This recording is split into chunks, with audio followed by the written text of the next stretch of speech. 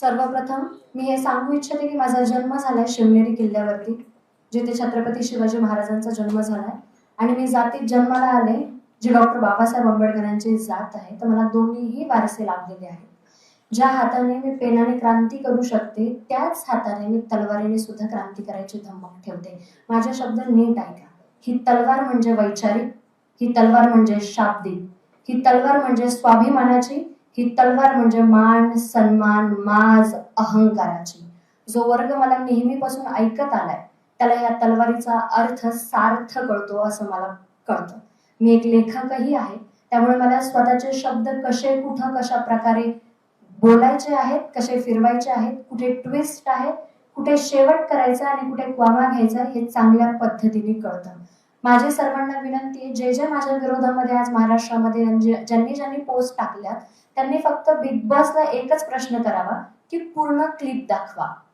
ती पूर्ण क्लिप दाखवा की मी ज्यावेळेस असं बोलले आणि मला इंटरप्ट केलं बिग बॉस कडून, त्याच्यानंतर मी ओरडत राहिले की माझं पूर्ण ऐका, माझं फुल स्टॉप पर्यंत ऐकून घ्या, जे त्यांनी तुम्हाला किंवा पूर्ण महाराष्ट्राला सांगितलेलं नाहीये.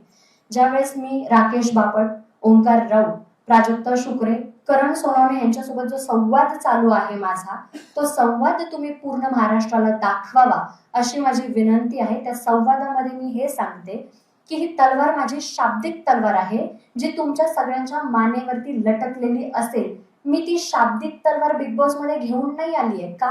कारण मी बिग बॉसच्या घरामध्ये 100 वेळा सांगितलं सगळ्या सदस्यांना की मी माझी बाहेरची बाजू इथे कधीच दाखवणार नाही. कारण माझे शब्द जे असतील विद्रोह, बंडखोरी, अन्यायाविरुद्ध न्यायाची मागणी करणं, हे तुम्हाला कदाचित नाही कळणार.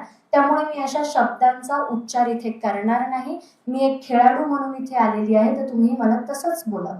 त्यानंतर प्रत्येक दिवशी मला एक गोष्ट ऐकायला येत होती की ही भाषणासारखी बोलती, ही भाषणासारखी बोलती, ही भाषण करते, ही भाषण करते. मी त्यांना वाचवायचा प्रयत्न करत होते की तुम्ही असे मुद्दे घेऊ नका. बाहेरच्या मंडळींना जर हे गेलं तर मला जो मानणारा वर्ग आहे त्यांचा असा गैरसमज व्हायला नको की ताई कारण पर्टिक्युलर एका माणसावरती किंवा एखाद्या व्यक्तींवरती बोलते तर हे लोक त्याच्या त्या विरोधात तर नाहीये, तिच्या त्या विचारांच्या विरोधात तर नाहीये ना. म्हणून मी त्यांना नेहमी आणि वेळोवेळी सजग करत गेले की तुम्ही भाषणाचा मुद्दा घेऊ नका, तुम्ही मला भाषणावरती बोलू नका. मी तुम्हाला अजूनही एकदा सांगते की मी बाहेरच्या गोष्टी बोलणार नाहीये, कारण तुम्हाला त्या कळणार नाही. घरातल्या एका सदस्याने मला बोललं गेलं की तू खूप ओव्हर एक्सप्लेन करते.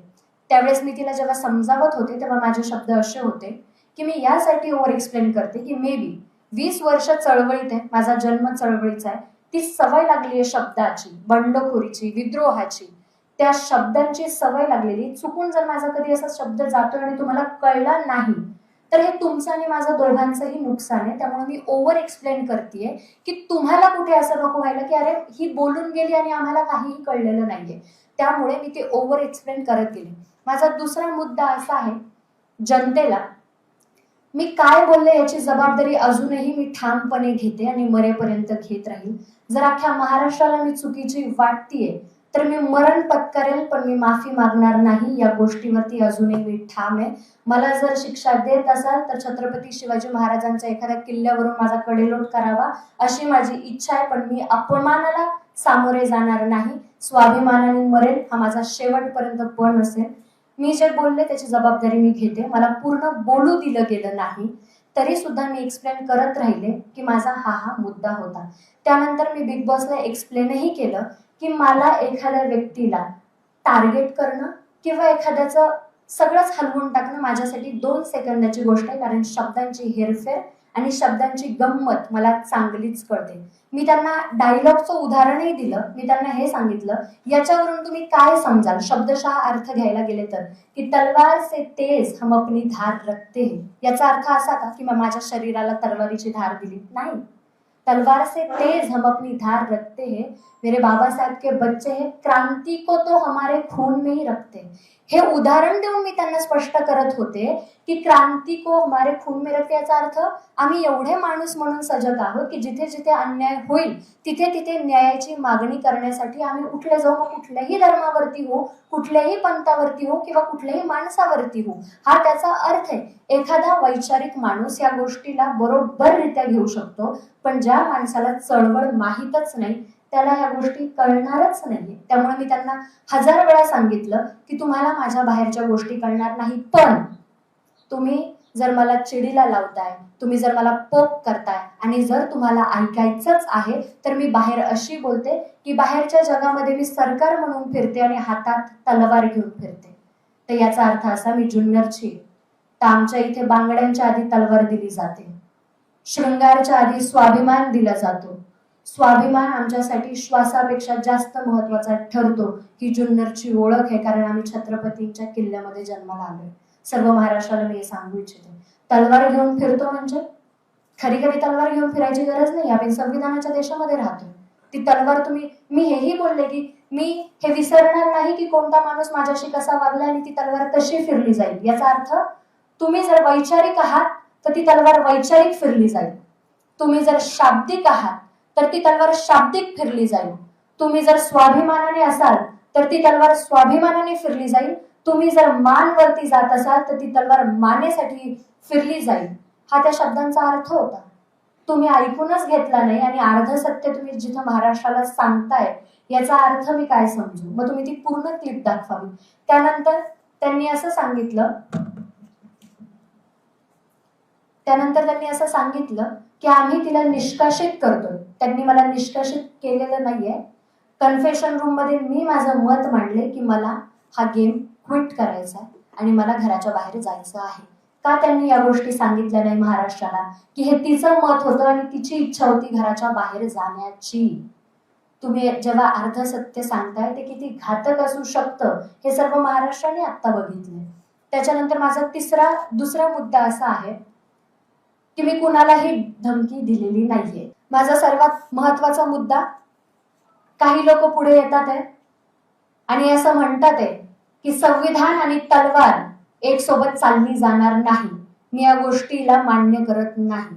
मला दोनही वारसे लाभले, ते पेनाचा सुद्धा आणि तलवारीचा सुद्धा, आणि मी ते दोन्हीही संस्कार मरेपर्यंत महाराष्ट्राला दाखवणार आणि मरेपर्यंत ते दोन्ही संस्कार मी घेऊन चालणार.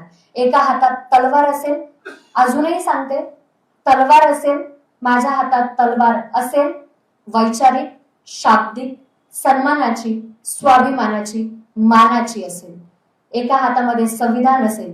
जेव्हा जेव्हा संविधान मिटवायचा प्रयत्न होईल, जेव्हा जेव्हा संविधानावरती आपत्ती येईल, तेव्हा एका हातातली तलवार उचलली जाईल. मग समोरचा माणूस कसा येईल तशी ती तलवार फिरली जाईल. शाब्दिक, स्वाभिमानी, अहंकारी, मानाची कशीही असो ती तलवार फिरली जाईल. मी एक लेखक आहे. मी आतापर्यंत जेही माझ्या भाषणात बोलले ते मी स्वतः लिहिलेलं आहे. एक लेखक असतो जो सरळ सरळ मिनिंग देतो आपल्या शब्दातून, आणि एक लेखक असतो ज्याच्यामध्ये डीप मिनिंग असतो. शाळेमध्ये आपल्याला शिकवले एक वरचा अर्थ आणि एक त्याच्यामध्ये दडलेला अर्थ आहे. माझ्या भाषणाची खासियत आहे, शेवटला ट्विस्ट असतो. तुम्ही, माझं पब्लिक जे आहे ते मला शेवटपर्यंत ऐकून घेतं, त्यामुळे त्यांना चांगलंच माहिती की ताई काय बोलणार आहे. मी अजूनही माझ्या मतावरती ठाम आहे. मी कुणालाही धमकी दिलेली नाहीये. मी कुणालाही त्यांच्या जीवे मारण्याची धमकी दिलेली नाहीये आणि मी या गोष्टीसाठी माफी मागणार नाही. बिग बॉसने ती पूर्ण क्लिप दाखवावी. कन्फेशन रूम मध्ये काय झालं काय नाही हेही दाखवावं. मी मान्य केलंय की मी माझे शब्द फिरवणार होती. शेवटला समोरच्या माणसामध्ये एवढे पेशन्स नव्हते की तो ते ऐकल आणि त्याला तो मुद्दा बनवायचा होता.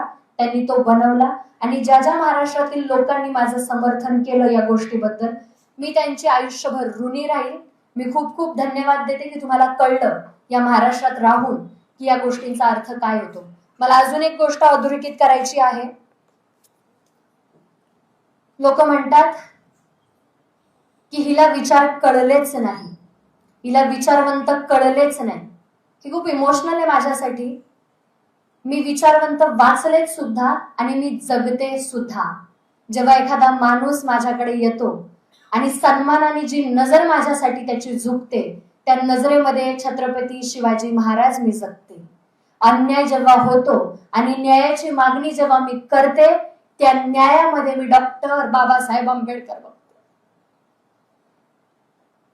हे मी जगते.